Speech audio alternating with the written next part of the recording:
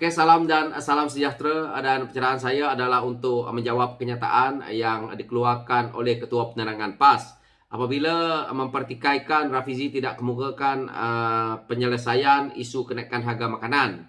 Dan apa yang saya lihat daripada sini, dia juga menyentuh tentang mekanisme subsidi bersasar yang dinyatakan oleh Perdana Menteri pada hari pertama pentadbiran dan belum dilaksanakan. Jadi dia mengatakan Rafizi juga mengulangi perkara yang sama, yaitu hanya bercakap dan tidak melakukan. Ini adalah satu yang saya lihat daripada gayanya pemimpin-pemimpin PAS hari ini. Mereka begitu seronok sekali. Mereka menyerang kerajaan yang ada hari ini pada saya dengan sembrono. Mereka tidak ada asasnya. Kerana kita tahu kerajaan yang terbentuk ini yaitu kerajaan perpaduan. Mereka masih baru dan kita tahu beri ruang untuk memperbaiki, beri ruang untuk yang amat berhormat Perdana Menteri memperbaiki masalah yang telah pun dibuat oleh kerajaan Tebu Atap yang sendiri PAS ada di dalam itu dahulu.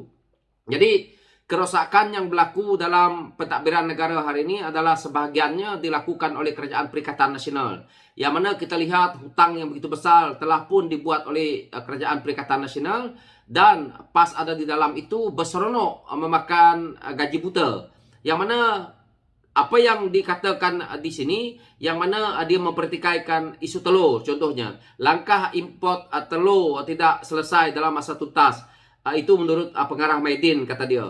Dia merujuk kepada Maidin dan dia kata harga telur import grade C 50 sen sebiji lebih mahal daripada telur grade A tempatan 45 sen sebiji. Jadi kalau saya nak kata dangkal ataupun agak kurang cerdik lah pemimpin PAS apabila mempertikaikan isu ini, wajar kerana kenaikan harga barang, inflasi yang melanda negara, harga telur yang begitu tinggi ini bukan disebabkan oleh kerajaan perpaduan. Kerajaan perpaduan hari ini adalah membersih daripada kotoran, membersih daripada kebobrokan kerajaan yang telah pun sebelum ini menjadi kerajaan, yaitu PAS ada di dalam.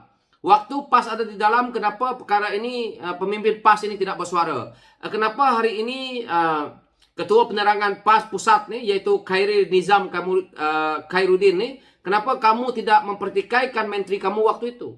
Sepatutnya waktu kamu menjadi kerajaan, kamu mempertikaikan masalah ini supaya tidak membelenggu rakyat hari ini. Dan hari ini kamu orang tinggalkan tai untuk Saudara Rafizi Ramli selaku Menteri Ekonomi untuk menyelesaikan masalah yang kamu orang buat. Inikah satu perkara yang adil? Ini adalah tidak adil. Kamu orang dah mencuri merompak duit negara, membuat hutang negara banyak, lepas tu kejatuhan nilai ringgit, lepas tu ekonomi meruntum, kamu marah orang yang nak memperbaiki. Sedangkan kapal sudah bocor, dah tenggelam, sekarang ni mereka nak pump air keluar supaya kapal itu kembali timbul. Ini adalah disebabkan oleh pimpinan PAS yang berada dalam kerajaan yang pada saya mereka tidak tahu buat kerja. Termasuk ni Khairi Nizam ni.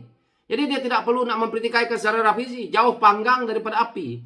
Saya seronok mereka jadi pembangkang yang mempunyai integriti, yang mempunyai kebolehan supaya ada check and balance. Tetapi kalau kamu mempertikaikan kerja Rafizi yang belum sampai pun 3 bulan ataupun 100 hari, ini juga tidak adil. Sedangkan waktu kerajaan Tan Sri Muhyiddin Yassin lantik menteri begitu banyak, lantik duta khas bertaraf menteri, tetapi hasilnya jauh lebih tidak baik. Jadi apa yang pemimpin PAS buat hari ini, mereka cuma pompang-pompang dalam parlimen, mereka tidak ada hujah yang terbaik untuk didengarkan kepada rakyat, untuk didengarkan kepada masyarakat dunia bahawa inilah kepimpinan mereka yang mempunyai kebolehan sebagai pembangkang. Tidak ada. Kita lihat kepimpinan Presiden PAS itu sendiri yang kerja dia memainkan isu kaum, memainkan isu agama yang tidak habis-habis. Dia memecah belahkan kerajaan yang ada supaya tumbang. Jadi hari ini menjadi pembangkang seperti ini. Mereka mempertikaikan harga telur. Padahal telur ini bermasalah adalah di zaman mereka. Jadi inilah cara mereka. Lempar batu sembunyi tangan, berak tengah jalan, suruh orang yang cuci. Lepas tu dia tidak mengaku dia yang berak. Ini adalah sikapnya pimpinan-pimpinan PAS yang ada dalam kerajaan sebelum ini. Jadi kita rakyat kena tahu bahawa sikap mereka ini hanyalah pandai bercakap tetapi tidak boleh buat kerja. Ini adalah satu yang merugikan kita sebenarnya. Jadi apa yang dia pertikaikan, contohnya kenyataan Datuk Seri Anwar Ibrahim. Kenyataan yang nak dipertikaikan, saya kalau orang lain yang pertikaikan kewibawaan Datuk Seri Anwar Ibrahim, saya boleh terima. Kalau orang seperti pemuda PAS ni, ataupun ketua penerangan PAS ini, pada saya, beliau masih jauh lagi. Banyak lagi yang perlu dia belajar. Dia tidak tahu pun tentang ekonomi. Dia tidak tahu pun tentang apa-apa dalam pentadbiran negara. Tetapi kerana dah menang menjadi ahli parlimen, dengan angkuh cuba untuk menegur Perdana Menteri dengan sembrono, pada saya, ini juga tidak adil. Dan kamu juga tidak berhak. Kerana kamu tidak mempunyai kemampuan untuk kamu nak membahaskan sesuatu perkara itu. Jadi kamu nak merujuk kepada Maidin, kamu nak merujuk kepada orang lain, sedangkan data statistik kamu tak ada. Jadi apa yang dia kata di sini? Jika pengguna tidak membeli atau menggunakan produk yang menawarkan harga yang tidak berpatutan, ia akan memberi gambaran kepada peniaga dan pembekal untuk tidak sewenang-wenangnya menaikkan harga barang. Jadi kamu pandai bercakap macam ini, kamu pergi balik ke Kelantan, ke mana negeri yang kamu duduk, jadi kerajaan, kamu ajar mereka supaya pandai, supaya ada kemajuan di sana, supaya air tidak keruh lagi. Jadi pada saya, dia hanya bercakap saja. Jadi kita tengok kenyataan dia. Dia ahli parlimen daripada Jerantut Pahang. Saya harap dia kembali ke tempat dia. Lebih baik dia selesaikan masalah di tempat dia, supaya masalah itu tidak lagi membelenggu rakyat. Jangan dia berharap dengan kerajaan yang ada hari ini. Kerana kerajaan yang ada hari ini telah pun bersedaya upaya untuk mencuci tai yang kamu orang buat. Jadi saya baca daripada kenyataan dia ini juga. Sebelum ini kata dia, Perdana Menteri memaklumkan import telur sudah bermula sejak 15 Disember lalu.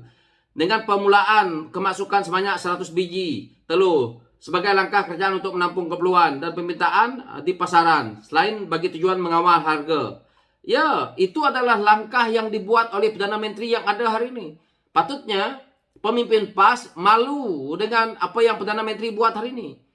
Betapa teruknya pimpinan PAS berada dalam kerajaan, duduk dalam kerajaan Perikatan Nasional dan kerajaan yang lalu, sehingga kanlah harga telur pun kamu orang tak mampu nak kawal. Bermaksud di sini, kerajaan yang lalu adalah kerajaan yang gagal. Bermaksud kerajaan yang lalu adalah kerajaan pimpinan geng-geng katak, geng-geng ahli parlimen yang makan gaji buta.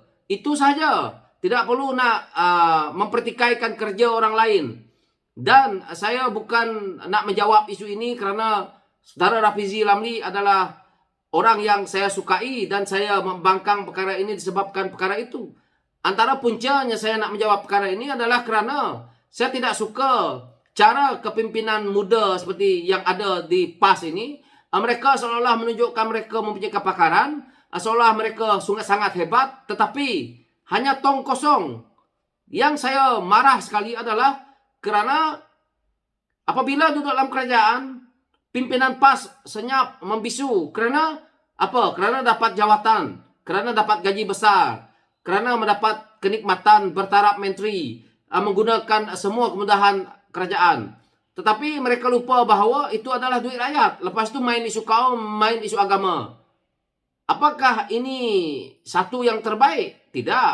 Dan tentu ini adalah kamu gunakan hak yang telah pun diberi oleh rakyat, yaitu duit rakyat juga.